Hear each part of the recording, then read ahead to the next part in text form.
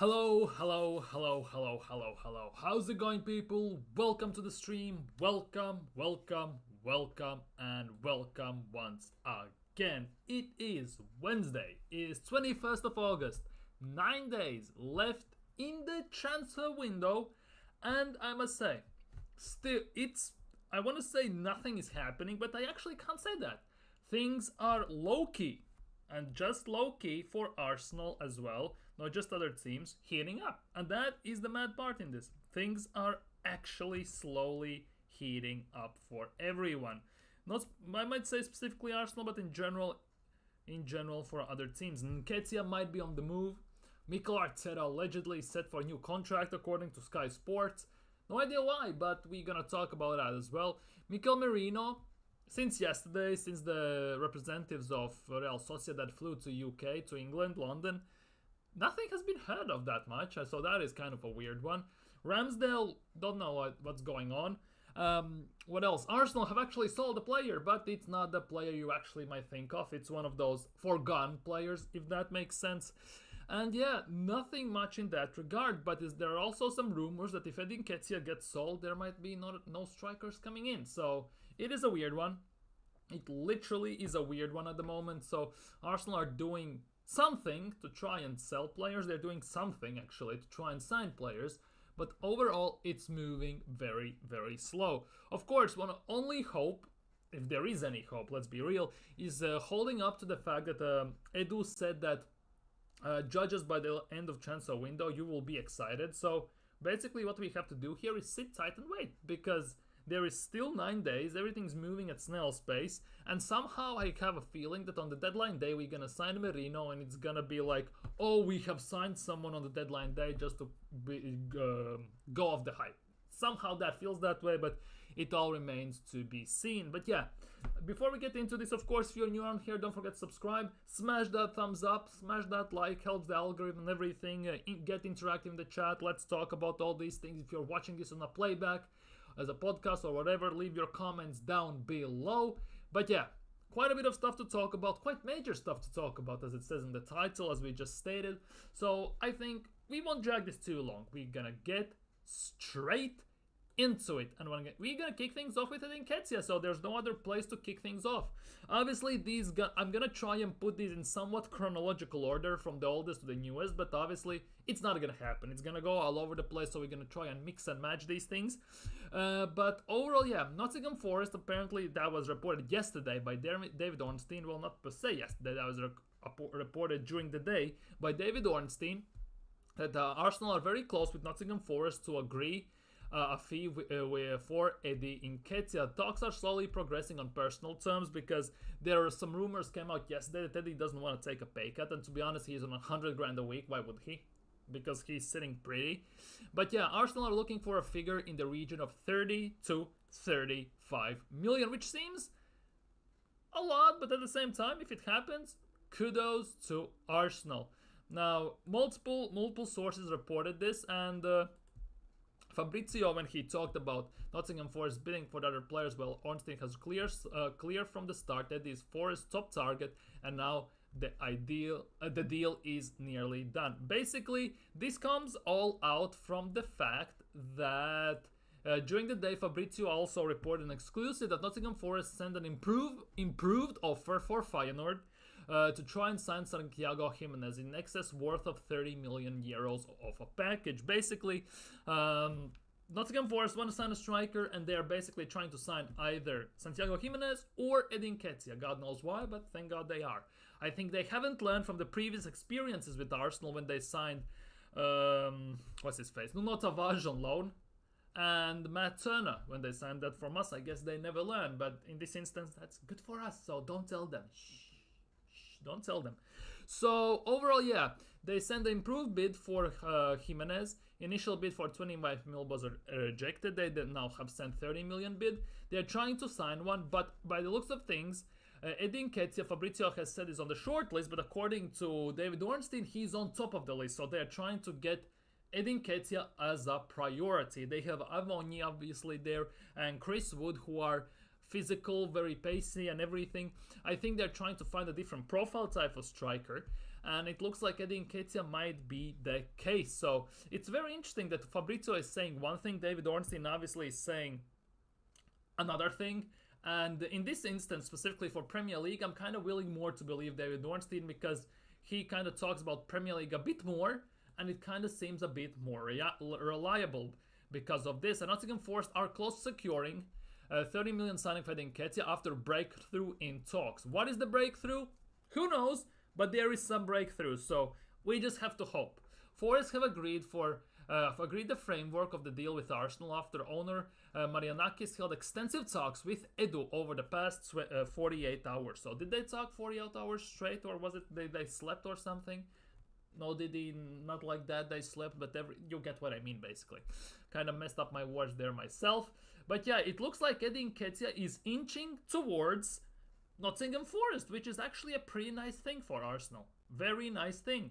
David Ornstein is reporting on this exclusively, it feels like, because Fabrizio is talking about Jimenez, which now arguably the two most trusted transfer news report journalists are saying two different things. So now you are sitting here and thinking who you trust more. For me, it's David Ornstein, mostly because, let's be real, David Ornstein in this instance is more tended to Premier League in a way, although he covers some other news, but mostly on Premier League, so I tend to trust him a bit more in this instance. Big up Nick in the chat. Yes, I'm doing fantastically well today. Had a rough day, overslept, then I nearly missed an appointment and everything, but that all ended well, so I'm doing fantastically well. Hope you are doing fantastically well as well. Wheeling and dealing. Yes, BX Gunner, wheeling and dealing. Who knows where this deal is gonna wheel, but we have to wait and see, of course. But yeah, it looks like Edu Nketiah actually might be leaving Arsenal in the end of the window, or very, very soon. I still don't know, and I still need this question answered. If they sign Nketiah, what do they see in him that we don't? Because Marseille nearly signed him. Now Nottingham Forest are almost signing him. What do they see in Edu Nketiah that we don't?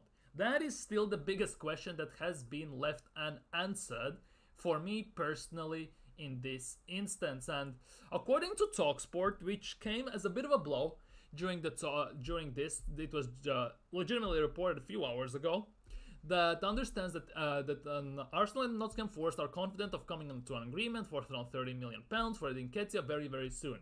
The kicker to all of this is this sentence: Arsenal do not currently have any plans to replace Edu Nketiah should he make the move. So basically, what this is saying, that Arsenal is gonna sell a forward, mind you, not a great forward, but don't tell that to Nottingham Forest fans. Let them experience Edu Nketiah in a full effect on their own. But we're gonna sell a forward. We're gonna be left with Kai Havertz and injury-prone Gabriel Jesus, and we will have no backups. But that kind of coincides with an interview Arteta conducted and said himself that we have Kai Havertz, we trust in Gabriel Jesus, and on top of that, we have also Leandro Trossard, who we believe in. So by the looks of things, Arsenal are not actually going to sign a forward this transfer window. Mind you, the fact that they are not trying to replace Edu Nketiah makes sense, because most of the reports have been suggesting that we're going to try and sign a forward, which means maybe a cover for Bukayo Saka.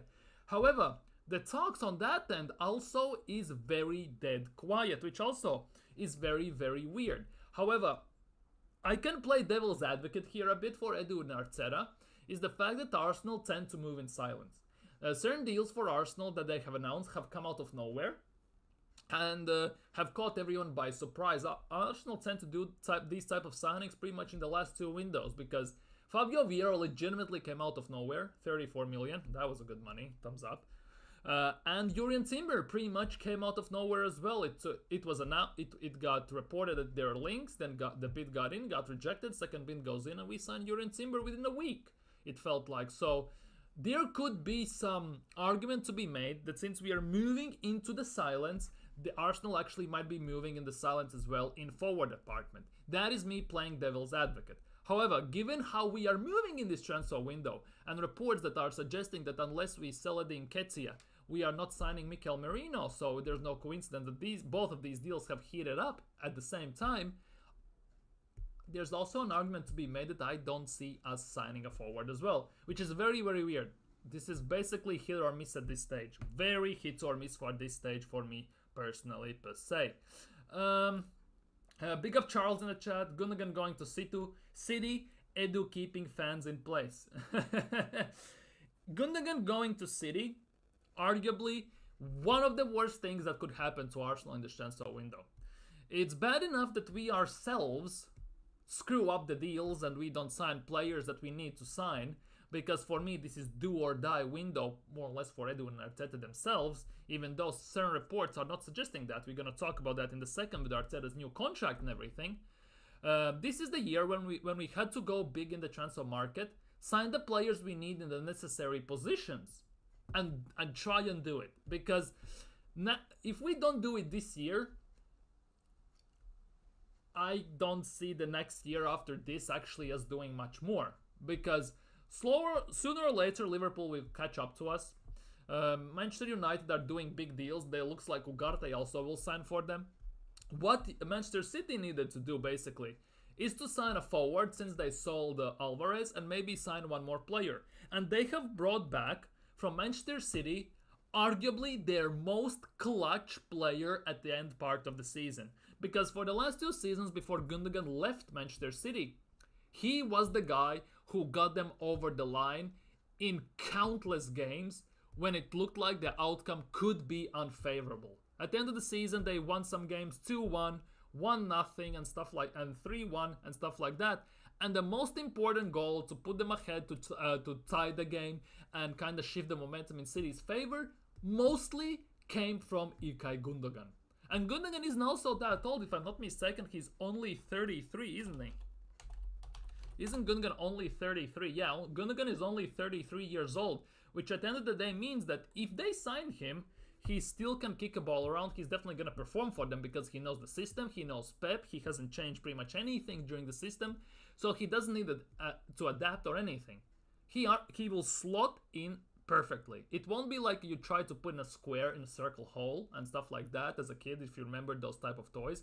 He will legitimately come in as a cylinder, and he will perfectly fit into that role. And great backup for them in the midfield, great backup for Kevin De Bruyne, and I would say he will definitely play over Kovacic most likely. Or if they need some more control in midfield, they can play them 3, Rodri, Kovacic and Gundogan. Not to mention the fact that since Rodri is out for an unknown period of time, I haven't checked on this, signing Gundogan definitely helps them massively, because Gundogan is that player who is the guy for Manchester City on certain level to get it over the line. And that, for me, as I said, is arguably one of the worst signings City could have made for them and against us.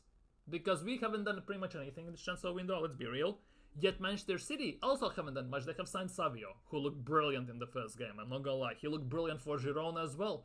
And it reminds me of Mahrez, Brazilian Mahrez, the way he has that drop of the shoulder and everything. He's a player who, comparatively to most wingers in the world, even though he has pace, he doesn't rely on it. He has footballing IQ, and he knows when to stop the game, pause the game, and then instantly do some rapid turn and beat his opponent, and when he knows when to actually utilize his pace to the maximum extent. He has good finishing touch, he can do it with both feet, so definitely for the next years to come, he will be great for Manchester City. That's the way I see it. He's a Mahrez region pretty much. One of the things that hurts a bit more in this instance is the fact that 2.5 years ago, Arsenal actually were scouting Savio, and they decided not to go for him.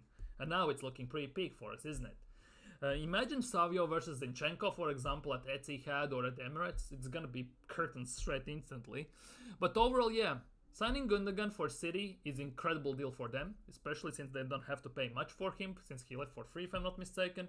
For Arsenal, even though we don't sign anyone, it's even worse now that they have signed Gundogan. Because if push comes to shove, 100% I would put my money on Gundogan at the end of the season if you need something to get them over the line. Because he did it before, and he definitely has it in the tank to do it again. He doesn't have to start even the most games. He can even rotate in there, because City have this luxury of not actually having to need necessity to play their main guys every single game. They can switch and turn the players around all the time without losing the quality. So yeah, that is not a great signing for in terms of Arsenal style hopes. If we had a proper window, I would be maybe less skeptical. And I think we had about, I would say, what? 10% chance to win the league and everything. But overall, yeah, with Gundogan signing, it's more or less making Arsenal's chance of winning the league 5% at best. I'm not gonna cap. I don't have any belief now. Because for Arsenal to turn this around, now specifically at this stage of the window, they need to sell Ramsdale, Eddie, and Nelson and sign a midfielder, it looks like it's gonna be Merino, a striker, and a backup for Bukayo Saka. Arsenal need to sign 3 players for me. And that would for me be about 8 out of 10 window. Only then. At the moment for me, it's about 2 out of 10 window. Selling Emil Smith-Rowe and signing Calafiori. Now if we sell Eddie Nketiah, yes, I could give it 4 or 5, but it doesn't mean it's been a good window. We need to replace players as well. We need to sign proper players to improve the squad. And so far we haven't done that. Yes, we have signed Calafiori for defense, but we already had the best defense in the league. Yes, I see some Arsenal super fans, top gooners say that with signing of Calafiori, Arsenal can beat Chelsea's defensive record. Yeah, right. Like, what are you smoking there? Let's be real. And everything. So, yeah, Arsenal in this sense, if it makes sense, Arsenal won't do it. That's what I like to say about Arsenal most of the time in transfer windows. And it looks that way. Because when we went into this window specifically, we needed a striker, backup for Saka, and 1 midfielder. If Thomas Partey leaves, we need maybe another midfielder, and then you can look at left backs. Because for me, left back wasn't the main priority we needed to sign. Yes, the left back is our weakest side, but with Timber coming back and everything, we actually could have dealt with it. Let's be real, we didn't know what kind of Timber we're gonna get, but we could have dealt with it on certain instances and on certain situations, because last season we did it, and we nearly won the league. And we all saw that one thing that cost us the league was the fact that we couldn't finish our chances, and we haven't done anything to improve on that. Legitimately anything. We haven't signed any forwards whatsoever.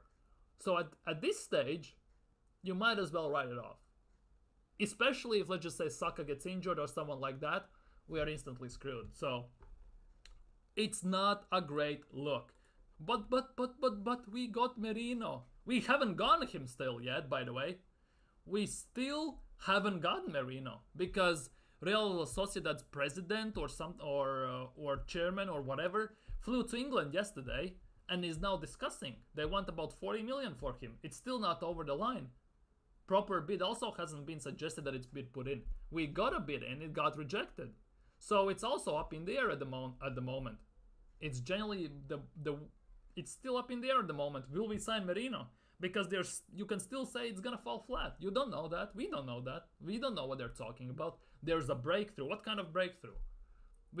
Personal terms have been agreed upon nearly a month ago.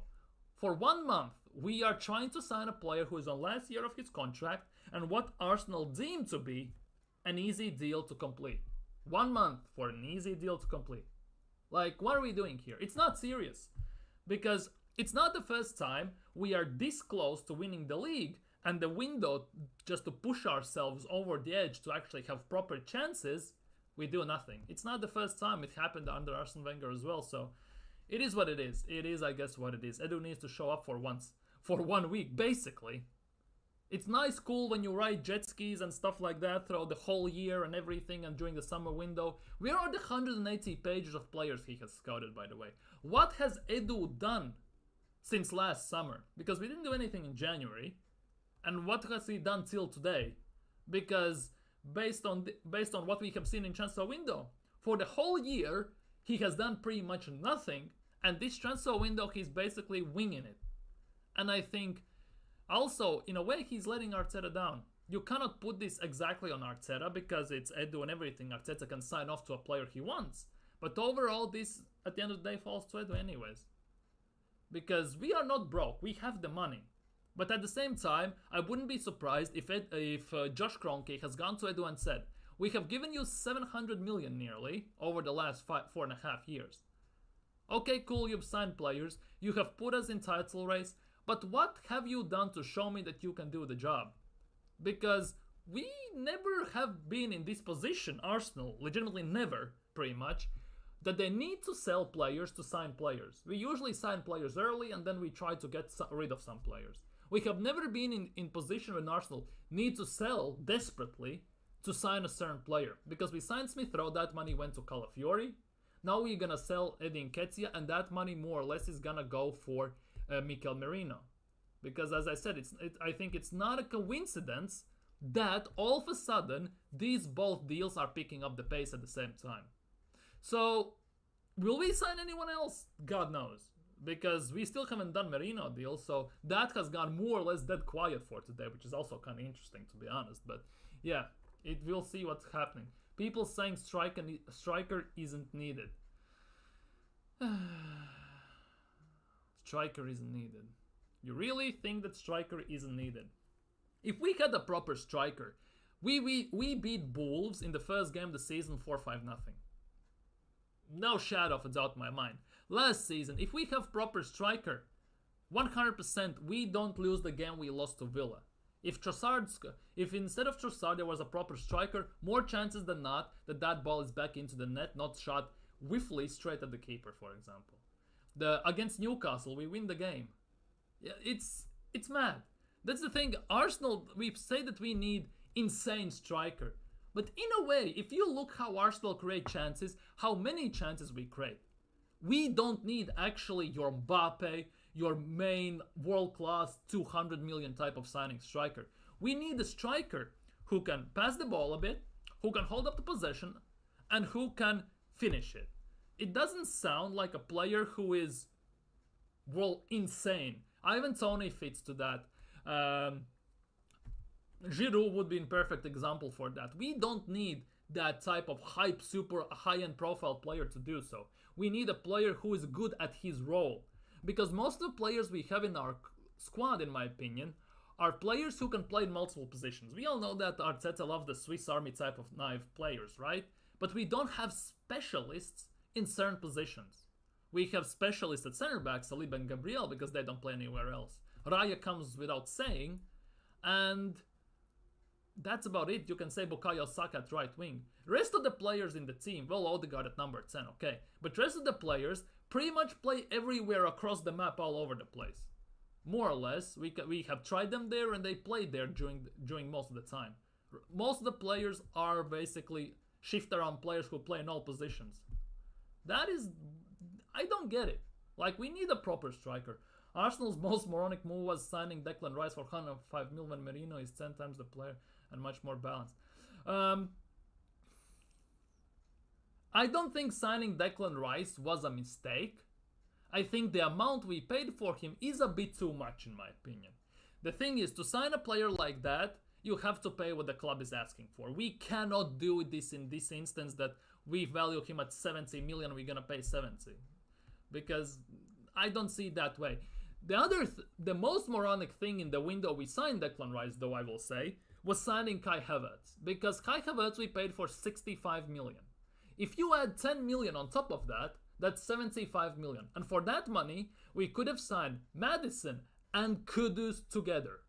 Now tell me, signing Kudus and Maddison together, even though Maddison is injury prone and crap like that basically, right? Do you think that signing Maddison and Kudus for the money we spent on Kai Havertz would have been a better business? Doesn't that improve our team? We kill basically two birds with one stone. We signed Kudus, who can play 10 and who can play backup and start over Saka if needed, and we signed Maddison, which means we actually can go and play a number 8. We have creative number 8, Santi Cazorla type of player. I'm not comparing him that he's that level, but basically we would have that player because we haven't had that creative number 8 ever pretty much in our team since Wilshere, Ramsey, Cazorla days, and that was just God knows how long. That was when we were still young and everything, if you are of the younger type of Arsenal fan. But yeah, it's actually mad. We could have done business much more efficiently. Signing Fabio Vieira, why the hell did we sign him? Could have signed in that instance someone else. Could have signed Zubimendi earlier. Could have signed younger players, different players. Remember under Arsene Wenger, we could have signed Kante, we could have signed Mahrez, we could have signed Vardy, we could have signed many players that could have, at the moment, improved our team massively, and even at that time. And on top of that, to be honest, like, if you think about it, Arsenal, you always had great strikers. Always have had them. If you look at this, Campbell, rest in peace, Thierry Henry, Ian Wright, Anelka, Adebayor, Robin Van Persie, Pierre-Emerick Aubameyang, some extent Giroud, and now we have basically nada. We don't have even a proper striker at Arsenal at the moment. Like, what we are doing here, legitimately. I'm a Sevilla fan from Scotland, and from the moment Kyogo arrived at my country, I would have taken him in a heartbeat. Oh, yeah. I know who you... Yeah, the one that it's linked with Manchester City at the moment, right? Kyogo Harafushi, it's the striker, right? Or am I tripping here? I'm taking a heartbeat. He's chosen to Arsenal, United, Chelsea, starting England. Yeah. Kyogo Furuhashi, he's the guy, right? The striker that's been linked with Manchester City, right? Yeah, Kyogo Furuhashi, he's the striker, correct? He's 29. Only reason Arsenal are not looking at them is because he's not the right age profile. 100%. Not the right age profile. And on top of that, as well, how we said, Arteta doesn't like those type of players. He needs the players that fit his system, not he wants. But Furuhashi is actually a very decent player. Because Arsenal doesn't move like a big club in the transfer windows, let's be real. We should be going, for example, to Crystal Palace. 15 million on table, give us Eze, give us Olise or someone like that. Why we didn't sign Olise is still beyond me, by the way. We should go to other teams, smaller teams, to sign a player for 15, 20 million and just get him. But we never do that. We should be able to go to Celtic, drop 20, 30 million on table and say, give us Furuhashi as a backup striker. Nobody would care, but that would be amazing. How comes every other team can sign players from smaller leagues that become incredible for their teams? Arsenal never ever do that. We sign from abroad, which is a much higher risk than signing from our home, from England, from Premier League, Championship and stuff like that. Because, for example, my prime example in this instance is Robertson. Andy Robertson from Liverpool. They signed him from Hull City. Most of the players have come from Wigan, Norwich, Hull City, West Brom. Many players have come from those teams and just blossomed in Premier League for bigger clubs. How come Arsenal never do that? It's very, very weird. He's probably read 5 pages. 5 pages, I think he's a very slow reader. Or he has burnt all the pages while cooking on his barbecue. Or he has lost his reading glasses. And yesterday left Sevilla for 30 million euros. Again, a complete forward with 16 goals in the league despite... Yeah, that's the thing. If you think about it, Arsenal need a plan B at striker. We don't have that. Morata went for what, 10, 11, something like that million? He went basically for free. Dovbyk went for 35 million euros to Roma. You don't think Dovbyk at Arsenal wouldn't be a great option, for example? Yes, for example, if I just mentioned Morata, he misses chances, but he likes to throw his body around, weight around. He can finish, actually. Yes, he will miss on occasion, but he actually can finish. He is a good header at the ball. He can hold up the play. He can distribute the ball. He can play. Like, there are options on the market that actually would fit Arsenal's system quite nicely. But it isn't the best profile, not the right age, and something Arteta doesn't like. Like, it feels like, based on reports, only reason Arsenal are not signing Ivan Toney isn't per se the money, but the fact that Arteta met with him and didn't like his personality. Like, what are we doing here? How comes personality is more important than the ability to play? Yes, personality is an important thing, but I think Arteta is scared to manage big players. He is legitimately scared to manage big players. He'd rather grow a world-class player that is obeying his demands than actually get someone he doesn't know and just take on it. He cannot manage them. He can coach him, but he cannot manage him.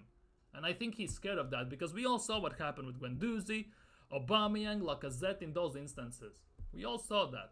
He cannot manage big names. He legitimately, just like Pepper is saying, he cannot manage big names. That's how it feels like. That's the reason why we don't sign, because we moved to Emirates to sign world-class players, to fight with Real Madrid, Bayern Munich. Where are the world-class players? Where are they? You could argue the last world-class player at Arsenal was Alexis Sanchez. Arguably. You could put Aubameyang in that instance as well, but I would say Alexis Sanchez most definite one. Because, yes, he was playing a backup role at Barcelona with behind Pedro and the other players. But when he came to Arsenal, he actually was the guy. He grew into a role when he was pretty much unplayable. He was in contention being the best winger in the league when Hazard was doing the best things you can imagine. Like, what are we doing here? Like, Arteta wasn't world-class himself. He was bang average player. Bang average player. Bang average midfielder. But yeah, it is what it is. Instead, Arteta's ego has persisted with it. Exactly. Arteta's ego is saying him, just like we read the interview yesterday on stream where he was saying, we have Havertz up top, we also have Gabriel Jesus, we trust in them, and also Trossard has played there. The funny thing is, Havertz is a donkey, he cannot finish consistently, he tends to miss very easy chances many times. Jesus has said himself that he cannot finish, and that he cannot finish, but finishing is not his main trait. The most clinical finisher in Arsenal's team, from players who have played up top, is actually Leandro Trossard. And how mad is that? And if you exclude, for example, penalties from the goal scoring tally, last season, Trossard playing maybe 40-50%, maybe 60%, from the amount of games Saka played last season, scored more or less the same amount of goals. Like, hello? I would start in a way, actually, Trossard over Martinelli. I would do that for the right reasons. Because Martinelli, since last season's stinker and injuries and everything, hasn't pretty much showed anything that he is getting back to his best. He had also a very average performance against Wolves. Even when he got switched to right wing when Saka came off, he looked even worse. Like, what are we doing here? You laugh, but people doing PR for the club. Club's enjoying it. Exactly, that's the thing. Club is doing massive PR. The top Gunners, big fans and all that stuff. Eat it up, then spew it back on X, on Twitter, whatever, Facebook, YouTube channels and everything. And then Arsenal media sees it and thinks, oh, everything's fine and dandy, most of the fan base is super happy. But they're not. Yes, they are, but at some point the penny has to drop for them. Because I can 100% guarantee there is a big chunk of Arsenal's fan base who would still keep Edu Nketiah at this club. 100%. There are, on many channels I have seen people say, Edu Nketiah 45-50 million, or he stays at the club. I like Edu Nketiah. He's actually a very good squad player. I want him to stay at Arsenal. I don't want him to get sold. I have seen players on YouTube channels say that. And how mad is that, actually? Am I taking Sterling?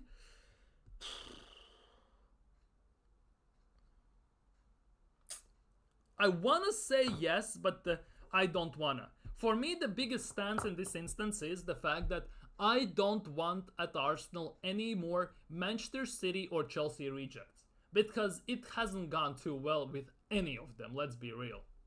Any of them. Most of the time we get the short end of the stick in this instance. With anyone. More or less we give usually our best players away to these clubs. And we get basically subpar garbage back more of the time. The thing is, what could persuade me is the fact that if Sterling takes massive pay cut, Chelsea doesn't demand insane amount of money for him, about 30 to 35 million, I would be okay with that, for example, because we paid the same amount for Fabio Vieira and that is just utter garbage. But overall, yeah. The thing is, he's Premier League proven. He would score more goals than Martinelli. He is more direct, he has more trickery in his game. Playing for Arsenal would put him on a big showcase, which could put him back in the England setup, which he also wants to do it himself. At the moment, he's training alone. By the way, he's been completely shut out by Mascara and everything. I can see people saying that Sterling is finished, but the thing is, I don't want Sterling overall.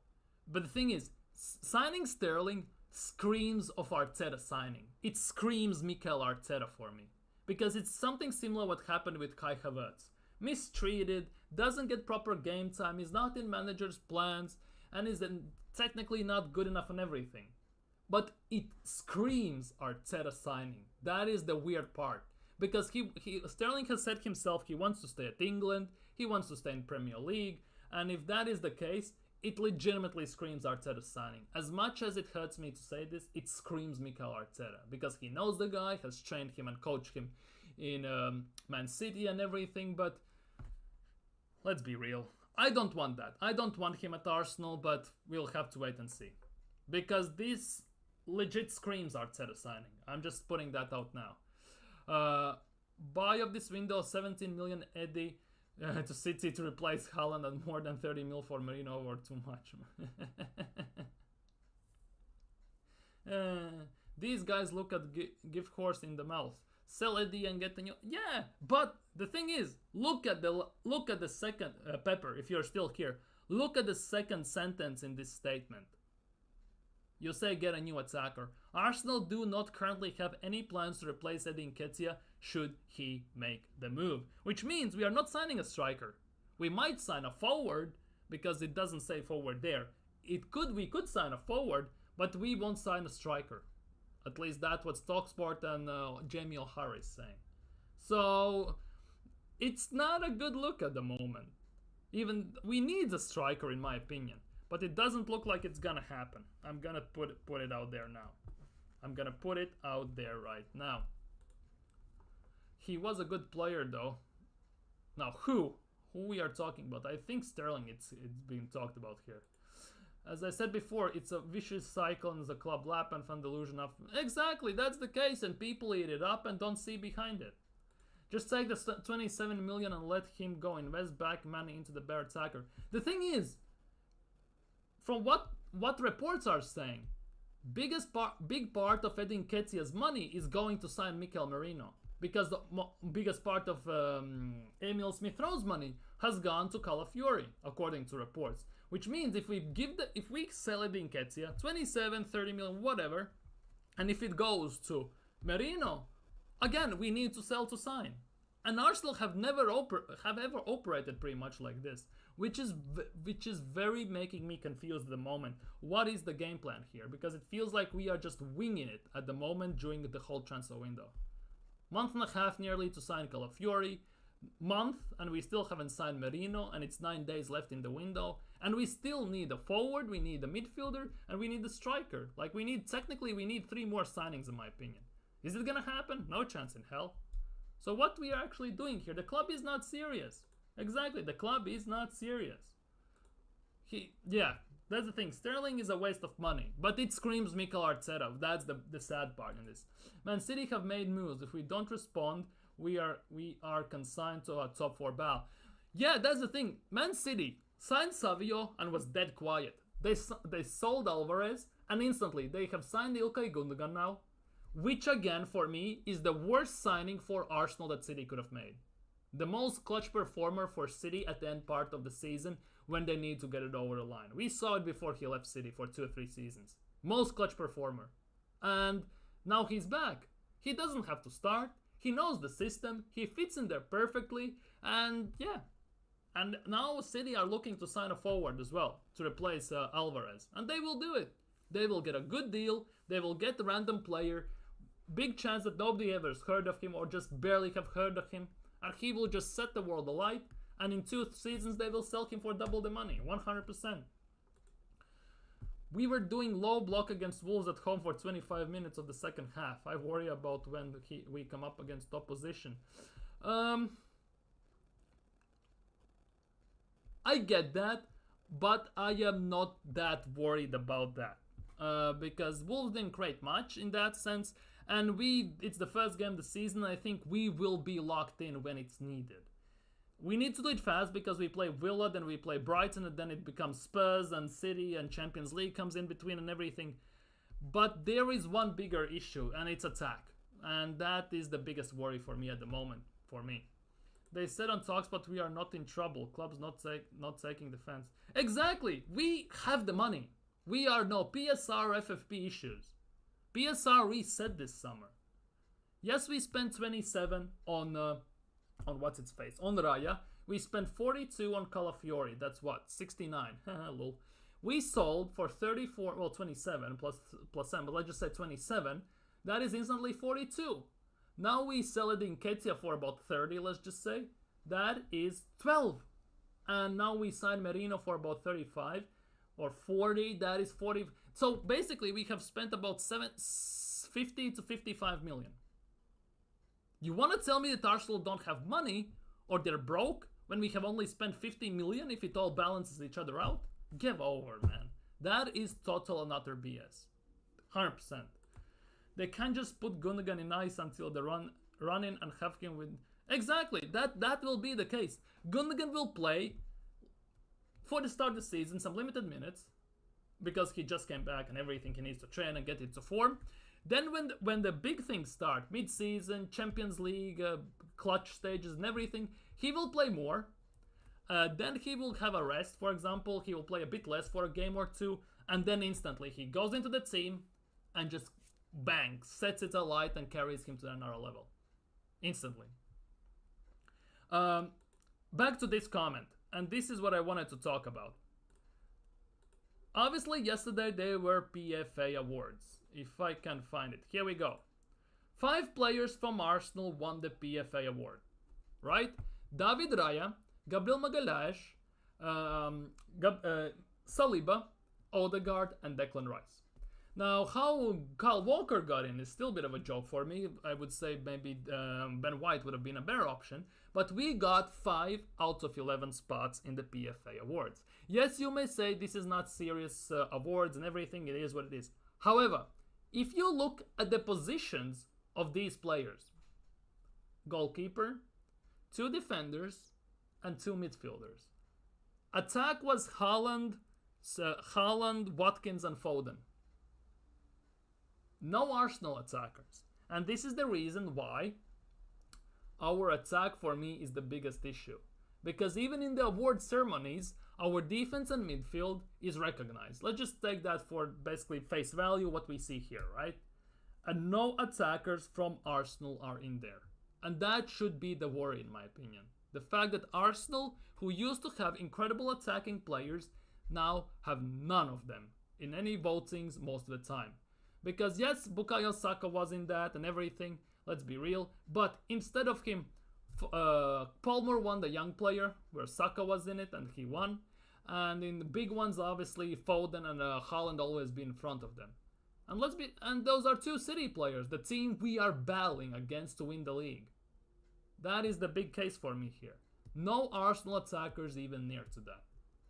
So, for me, the biggest issue is the attack. Finishing, scoring goals on more consistent basis. Because if last season we would have had a proper striker, we wouldn't score just 91 goals. We would score about 98 to 100 goals or something like that. Because the chances we wasted from that striker spot were criminal, big chunks of the season. Especially when we went 1-7, when we drew to a 10-man Fulham, when we lost to Newcastle, when we lost to Villa, when we drew and everything. It was criminal, the chances we missed. Especially against West Ham, when we should have been about 4-5-0 up at half-time. It was criminal. So, if we got a proper striker, we would have won the league. There's no doubt in my mind about that. But we had a chance to change it this transfer window, and by the looks of things, it is not going to happen. So that is a big issue for me per se. Anyhow, swiftly moving on to another big report that came out today. I'm gonna refresh this. Yeah, you saw Simon there. I know. We talked about Sterling, which I still believe that it screams Mikel Arteta signing. Just putting it out there. But the biggest one here is this. According to Sky Sports, Arteta is expected to commit his long-term future to Arsenal very soon. Which means Mikel Arteta is going nowhere and he is getting a new contract. About a month ago, we talked already about this because the rumors started to fly out that Arteta is expected to sign a new contract at some point in the first half part of the season, allegedly. And the biggest part of that was the fact that Mikel Arteta would become one of the highest paid managers, second or third, if not the highest paid manager in Premier League. Which now raises me more even with anger, disappointment, and raises more questions than gives answers. Because this, what it's insinuating is we are rewarding failure. This is all basically rewarding failure. Because, let's be real, he has won nothing. He won the FA Cup in the first time he took over, in the first half a year, with Unai Emery's squad, when he played 5 at the back, 3 at the back, however you want to call it, with Ainsley Maitland-Niles at left back, by the way, or right back, and Bukayo Saka at left back playing Nelson at right wing it was, and all that, basically all that jazz, with counter-attacking football. Since then, in 4 years, he has been given 700 million. He has completely changed the style of play. He's not playing 5 at the back counters, which was actually very effective against Pep Guardiola and Chelsea at the time. And on top of that, that is one of the styles that has beaten Pep in the last 10 years to win a title in Antonio Conte. One of the few styles that have beaten Pep. Any team that plays the same type of football Pep plays, in this instance Arsenal, has never done it. And at the moment, I don't see any counter argument why we would do it. Because in this window, we have done nothing. You could say City have done nothing, but they don't have to do nothing. They are already champions. They're going for 5-peat pretty much at the moment, and there's a big chance they're going to do it. They have the squad, they have the depth, and everything. And now they just randomly signed Savio. They have wing depth. They just signed on free Ilkay Gundogan, which instantly increases their chance of winning league by 5 to 10% instantly, in my opinion. And now they're going in for a backup striker. They're going to sign him. They will be done. Let's do this again. In meantime, Arsenal have signed nobody. Calafiori, that's it. And sold Emil Smith-Rowe. That's it. That's all we have done, by the way, this window. Nothing else. So, if Arteta is expected to commit his long-term future, do it in April. When you know if you're out of both Carabao and FA Cups, which he have binned and finished 3rd or 4th round every single year since winning it, or to see what we do in Champions League and what we do in Premier League. Because if we renew his contract and he is basically finishing in a top 4, binned all the cups, doing nothing in Champions League, what's the point if you're not backing him now? Back him now. See what he does. If he doesn't work, don't give him the contract. Because what's the point if not giving him the right money, or whatever the reason is why we are not signing players at the moment, and us falling short once again, and then give him a new contract? Because top gooners on social media say he's the second best manager since Pep. No, he isn't. He's not second best manager to Pep in Premier League. If you base it on finishing in the league, yes, he is second. But overall, he's not. At the moment, he is 3rd or 4th best manager. No, he's 4th or even lower. Pep obviously is the first. Ten Hag, 2 years at Manchester United. Everyone's laughing at Manchester United finishing below top 5 in Premier League. Yet, he's won Carabao Cup and he's won FA Cup. 2 cups in 2 years.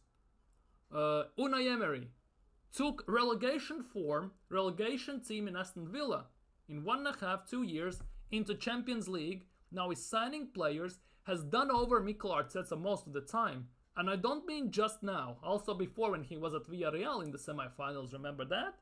And he has 100 times more trophies than Mikel Arteta has. With PSG, he has won the Europa League 4 times. He has won with PSG 3 times the league, 3 times the French Cup, I think, and the French Super Cup as well, 2 times if I'm not mistaken. Arteta is 4th or 5th best manager in the league, based on trophies. Because people compare him to every single manager. But then they say, you cannot compare him, he's learning on the job. So how comes, when he just got signed, every this top gunner was screaming, give him time. It took Klopp 3-4 years to get the things done. We are past that period. How comes a new novice manager gets compared to Jurgen Klopp instantly as soon as he signs for Arsenal? But as soon as you bring up argument right now about who are the best managers, no, you can't do that. You can't do that. You cannot do that anymore. How come? How come you cannot do that? Like, make it make sense. Because these top gooners move goalposts until they find a way it fits their narrative, and that's it. And they're never gonna understand it. It looks that way as well.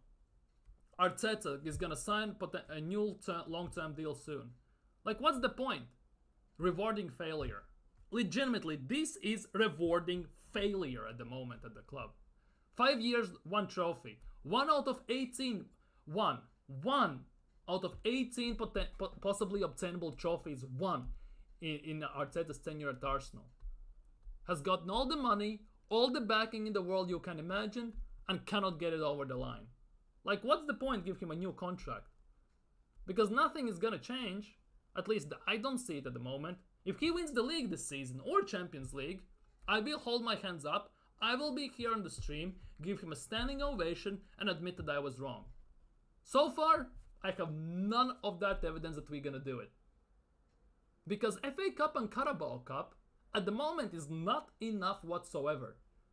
5 years and 700 million spent, you need to win the big trophies, not just some cups. The time is up. Generally, the jig is up. It's now or never, basically. Yet we are giving him a new goddamn contract. This is really pissing me off, I'm not gonna lie. Luke AFC has said that he's heard that Mikel Arteta already signed a 3-year extension back in January. 3-year extension. Okay, his contract runs out by the end of this season. That's 2025. So he has signed contract till 2028 as it stands. Oh, Dios mío. 3 more years. Oh my god. But Mikel Arteta is a Brendan Rodgers, basically, of Arsenal. He's getting us to the point, but he cannot get it over the line. Then Liverpool sacked him, got Jurgen Klopp, and they were done. They won Champions League, Premier League, all that stuff. Arsenal need to do the same thing, because his contract runs out by the end of next season. Give him time till then to prove that he is worthy of a new contract. Not just dish them around like everyone's getting £1 notes. If that is the truth by Luke AFC. But yeah, 1 year, he has 1 year left. Give him the time to prove that he is wrong. That he is right, that he is the right man for the job. Give him time then. That 1 year. Oh, you're scared that City is gonna take him, Barcelona or whatever. Okay, cool. If they take him, take him. Get a proper manager then in. Like, what's the point? What's the point pumping this amount of money into Arsenal under Mikel Arteta if he cannot perform under the pressure? If he cannot win? What's the point?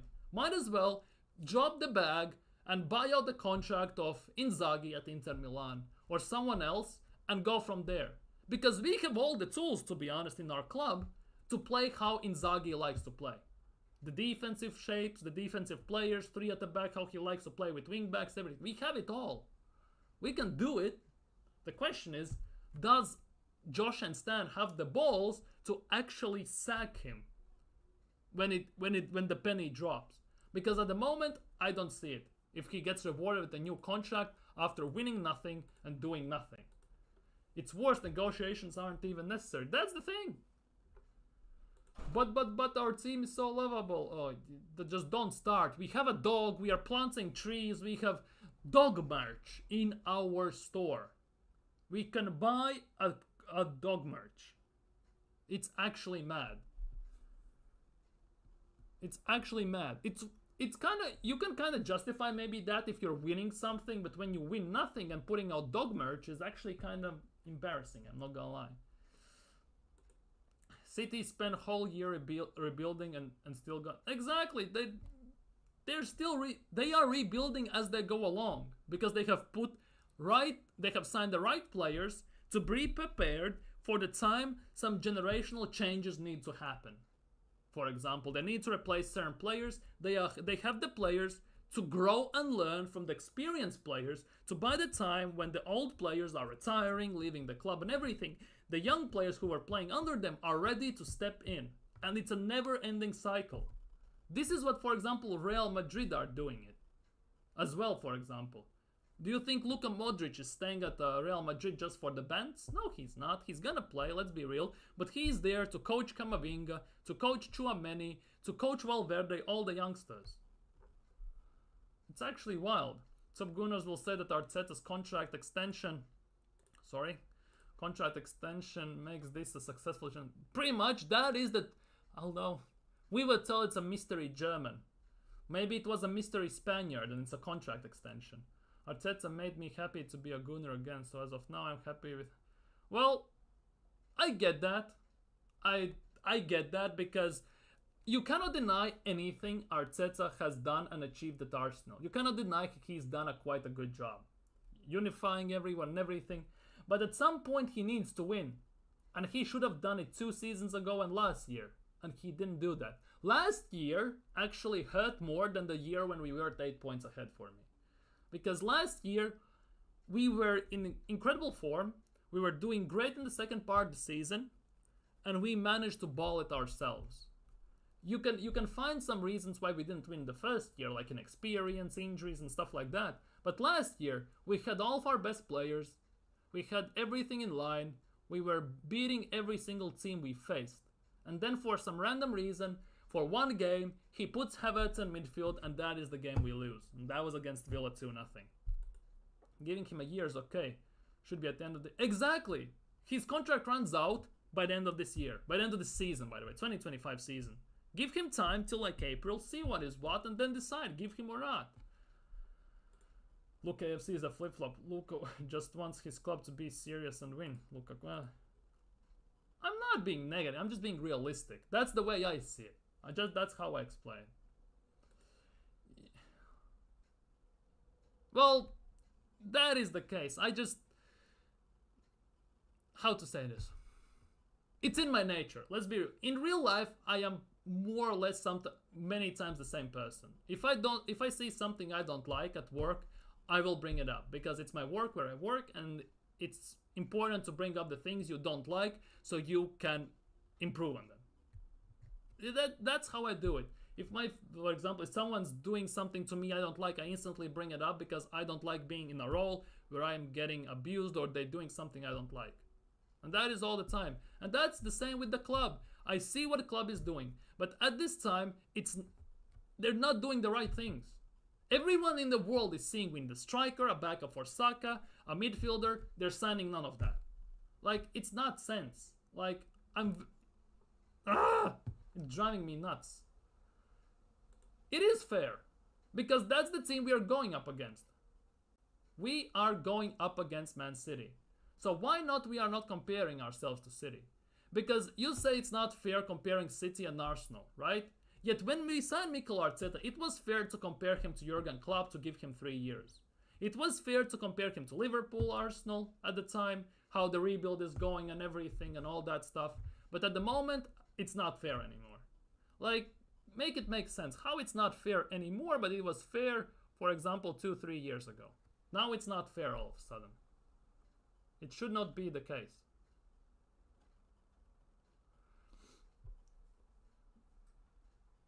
Yeah, definitely. For sure. For sure. We can debate about this a lot. I'm not against that. 100%. That's the thing. Having different opinions is always a good thing. Because if everyone thinks the same way, something is wrong. Because you cannot have the same thought. Everyone cannot be the same way. You know how they say when there's 3 heads, there are 3 opinions? It kind of should be that way most of the time. There obviously should be some common predominators and everything that falls in line and is the same, but there should be some differences in the way people see things. Because if everyone sees every single thing the same way, something's definitely wrong.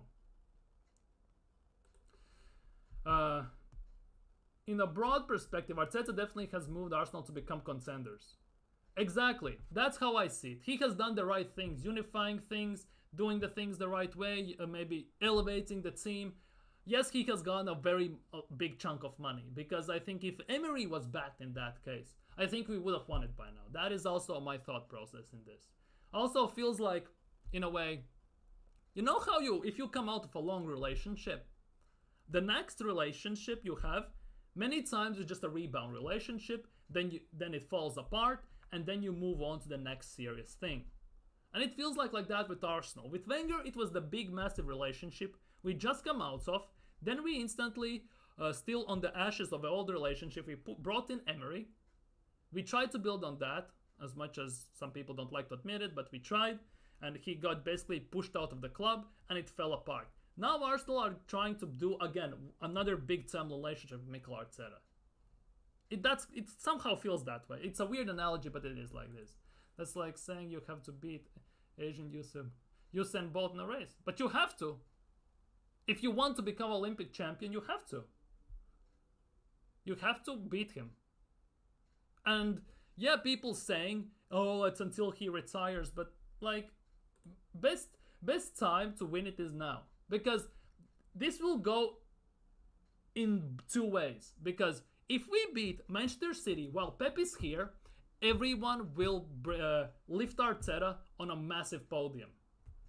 Because if we beat him, for example, after Pep leaves, everyone will say, Yeah, Arsenal won the league, but they had to do it while the Pep left. And that will be a counter argument for many, many people. And that's something I don't like, for example. Because the best time to win is now. If Arteta wants to establish him and prove himself, best way to do it is against a person that taught him many things he knows, and that is Pep Guardiola. Because the fact that many Arsenal fans, by the way, are saying, "Oh, we have to wait till Pep leaves," is the biggest cop out you can ever imagine. Because by the time Pep leaves, maybe Liverpool is back, United is back. They're doing the things right way now with Ineos and everything. Maybe Chelsea get their shit finally together and everything. Maybe even Aston Villa do something nuts. And what's gonna be excused then? Best time to do something is now. That's how I got brought up, by the way. That's what I got taught by my grandfather.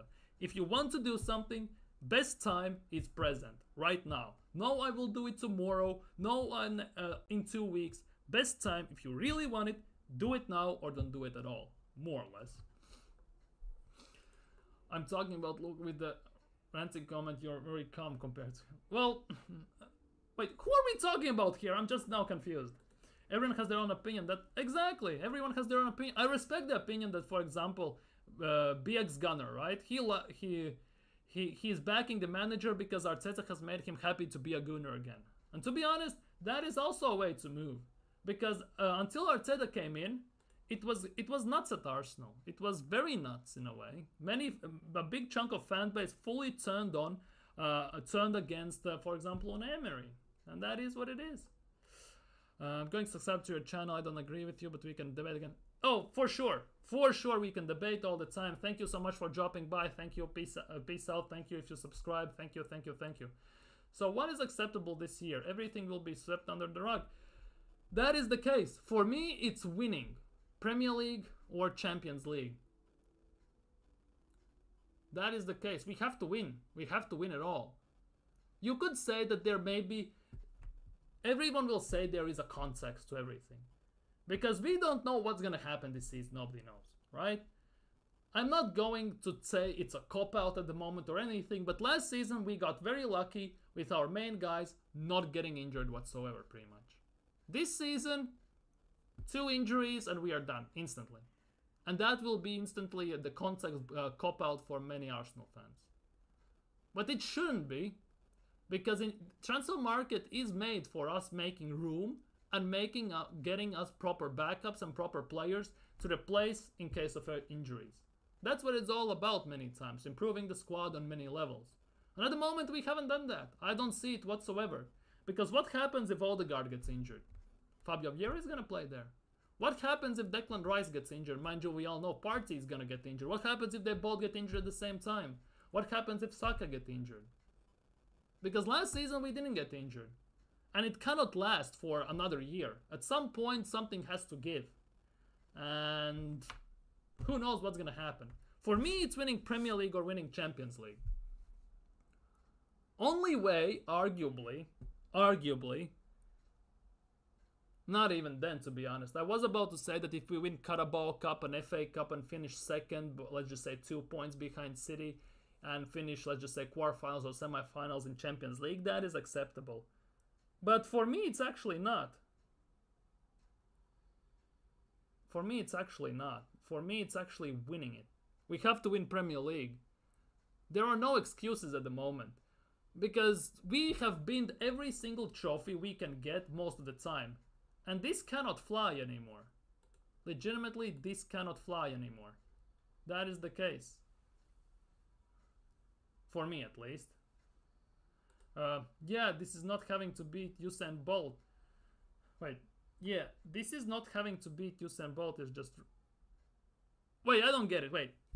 Yeah, this is not having to beat Usain Bolt. It's just wrong. Wait, the punctuations are messing my head. Where's the punctuations in this so I can grab the context? Yeah, this is not having to beat... Yeah, this is... I'm hella confused. Usain Bolt is just wrong. I'm moving on. Sorry, I just don't get it. I'm kind of confused. City are not at their peak, so we are not even asking to be... Yeah, to be honest, that's also true. City are not even at their peak. They are doing what the...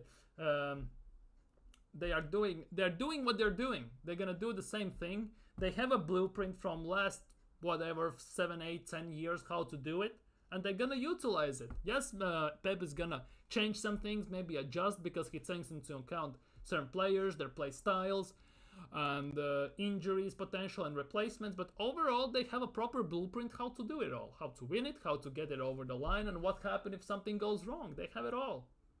And when they're gonna lose a game, that's the thing. We as fan base are gonna panic as soon as we lose a game, because we know that we need to be goddamn perfect to win the Premier League. We took 5 losses and 5 draws last year. If we take 5 draws early, and we can take 2 or 3 losses early, we are screwed instantly. Yes, you can say we can go on a run like we did last year after international break during winter, but this year there's no break. And there's no guarantees we will do that. There will no time to maybe reset for Mikel Arteta, readjust the tactics and everything.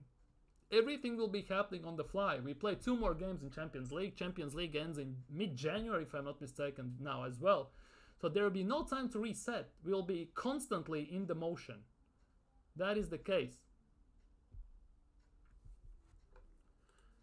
Exactly. The thing is, everybody can beat everybody. We know that because we have been done over 2 times by Fulham last year, and 2 years ago we got done over 2 times by Southampton. This year Southampton are back in Premier League. Not too excited about that, I'm not gonna lie. We don't do good against Everton as well. But if we want to win the league, we need to win these games.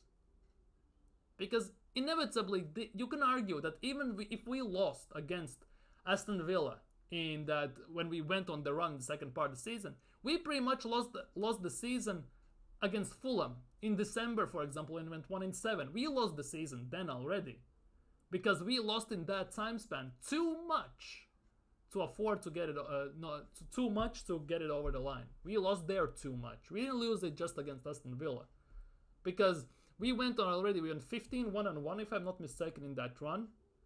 That is great run. There's no denying it. But before that, what we did in December to actually have to change these things when we went 1-7, you could say that was the time when we lost the league. And that is the case. And I don't see it. At the moment, it's very rough. It's very rough. It's very rough in the transfer windows. And it's going to be a very rough season. Because this season, we will either be very close and win it, or we will fall further behind. One of the two.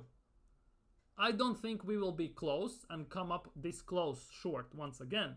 We will either be very close and win it, or we'll fall further back behind. One of the two. I don't see it as being that close once again. Like last year when we got only 2 points and we should have just won 1 more game. That's how I see it, at least.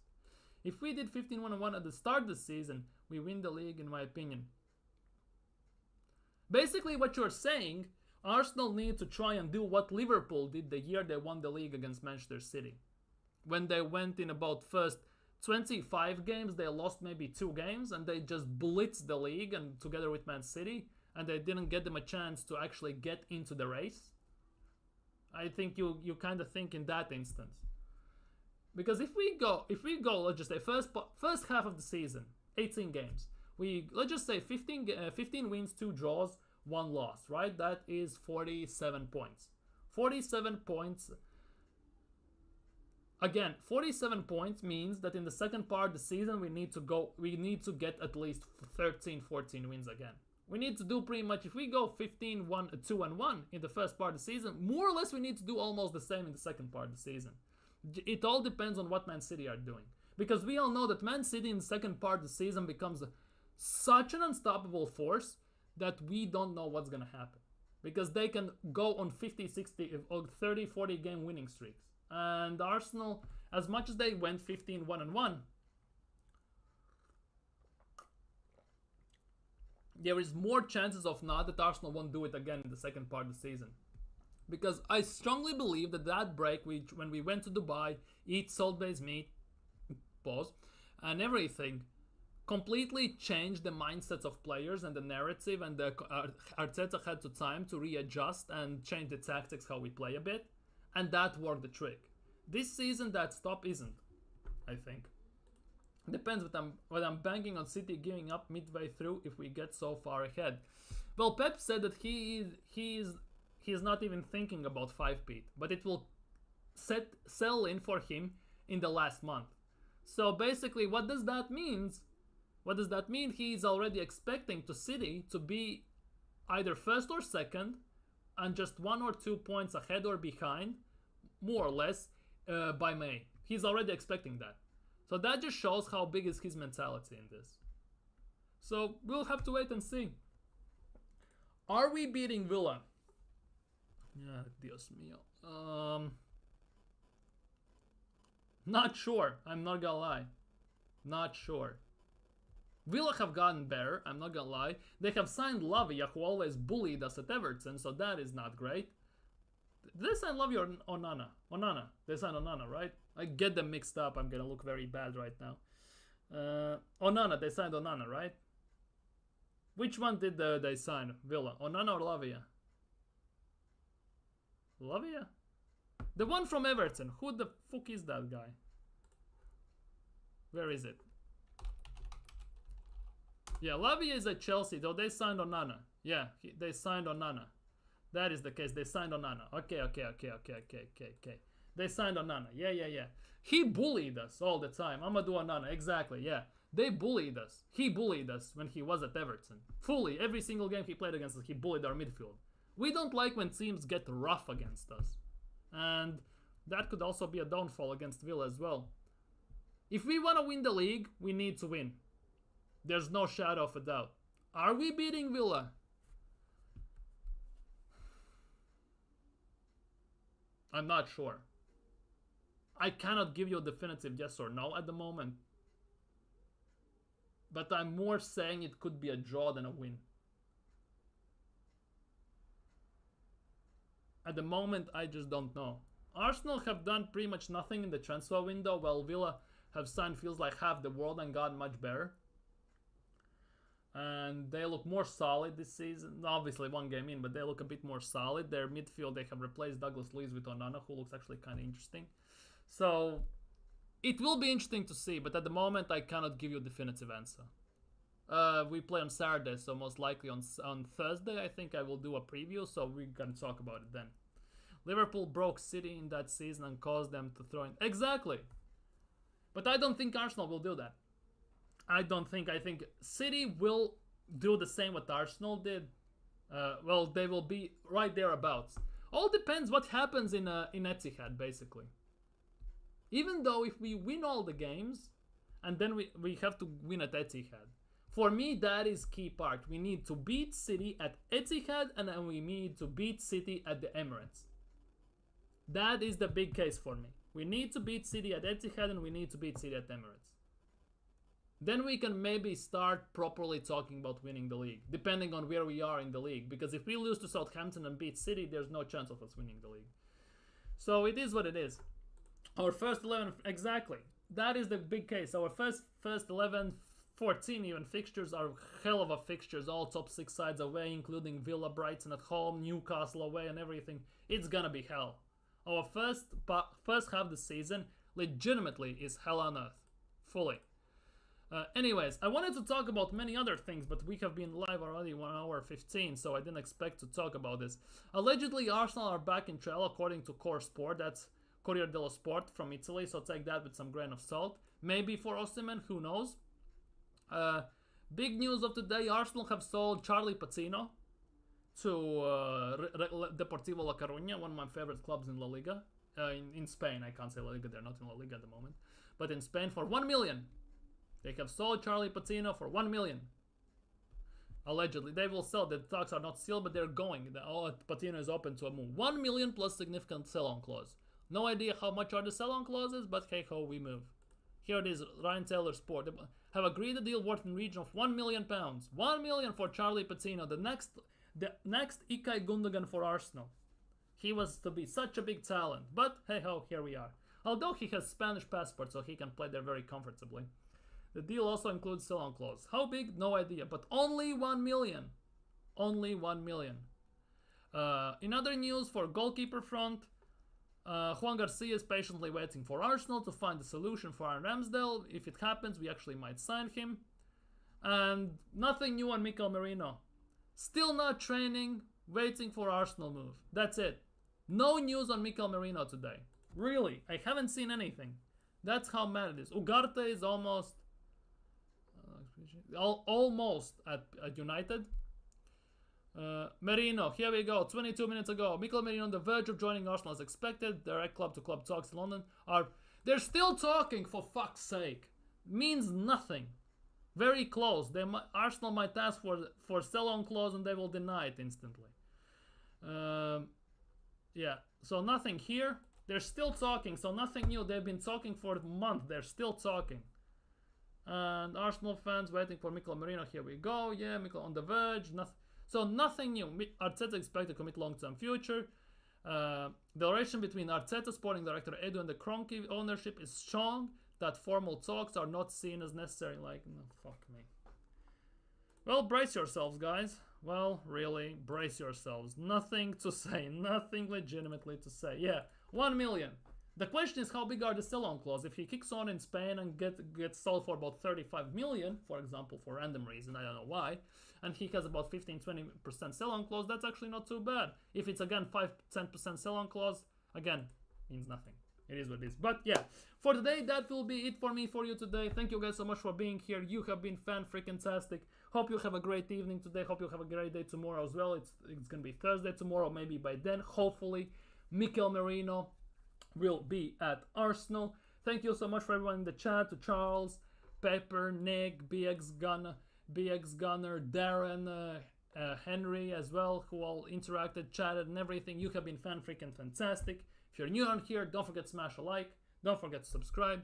Hit that bell. All that good stuff. If you're watching this on a playback, as a podcast or whatever, on YouTube, leave a comment. Let me know what you think. Take care. Stay safe. And see you all